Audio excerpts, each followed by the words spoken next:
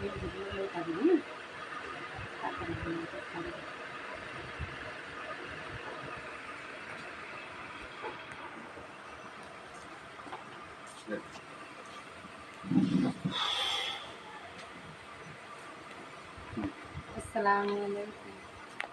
warahmatullah. Assalamualaikum warahmatullahi wabarakatuh.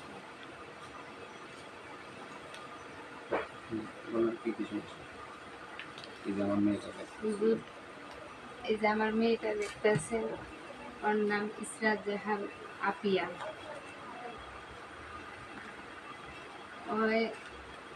ওর বড় আশা যে ওই কোরআনের হাফিজা হবে। আমার মেয়ের অনেক অসুস্থ, যে ওই আগে ভালো ছিল, এই 3 বছর ধরে অসুস্থ। ওর ব্রেন টিউমার হয়েছিল। আমরা অনেক টাকা কুড়ানোর পর আমরা বুঝি নাই যে ওর ব্রেন টিউমার। ওরা ডাক্তারতে নিয়ে গেছি, চোখে দেখে না। চোখে ডাক্তার দেখাইছি মতন এমআরআই করছে, সব রিপোর্ট আমাদের এই জায়গায় নাই।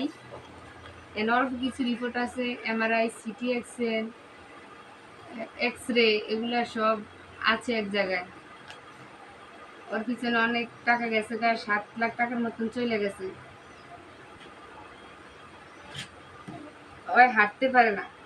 ব্রেন টিউমার হওয়ার পরে ওই যে চোখেও দেখে না, ওর এই যে এক হাত এক পা নাই, হাঁটতে পারে না। যে চলে গেছে। তুমি একটু হাঁটতে দেখো তো হুজুরে রে, দেখো হাঁটতে পারে না, ব্যথা পায়। এই যে রিপোর্ট গুলা চোখে ডাক্তার দেখাইছি, এই জায়গায় নিউরো সায়েন্সে ওর অপারেশন হয়েছে। অনেক ডাক্তার দেখাইছি, পপুলারে দেখাইছি, এই আই হাসপাতালে দেখাইছি। অনেক রিপোর্ট আছে, রিপোর্ট গুলা শিশু শিশু বিশেষজ্ঞ ডাক্তারও দেখাইছি ঢাকাতে। এখন আর ট্রিটমেন্ট করার মতন কিছুই নাই। আশা করি আপনাদের কাছে আমার অনুরোধ, আমার মেয়ের জন্য দোয়া করবেন।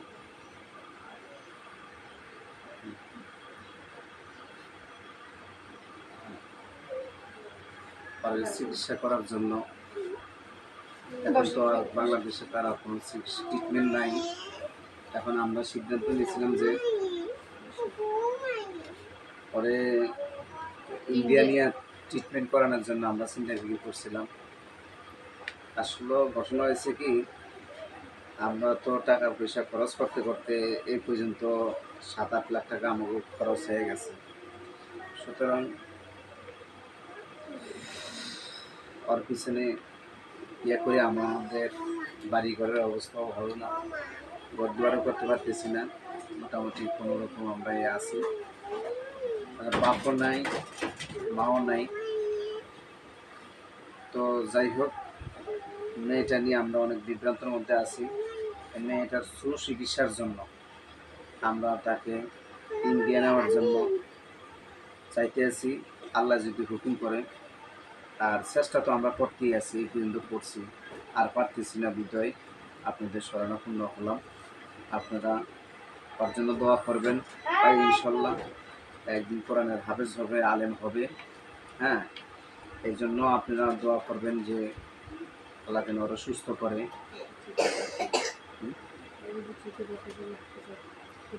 হ্যাঁ, তো ইনশাল্লাহ হাফেজ যাবো, আপনার করে দোয়া করবো। হ্যাঁ, তুমি আম্মু কিছু করো মা, একটা গজল শোনা, তো গজল শোনা।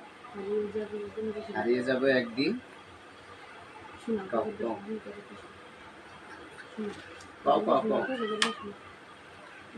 গজল শোনা।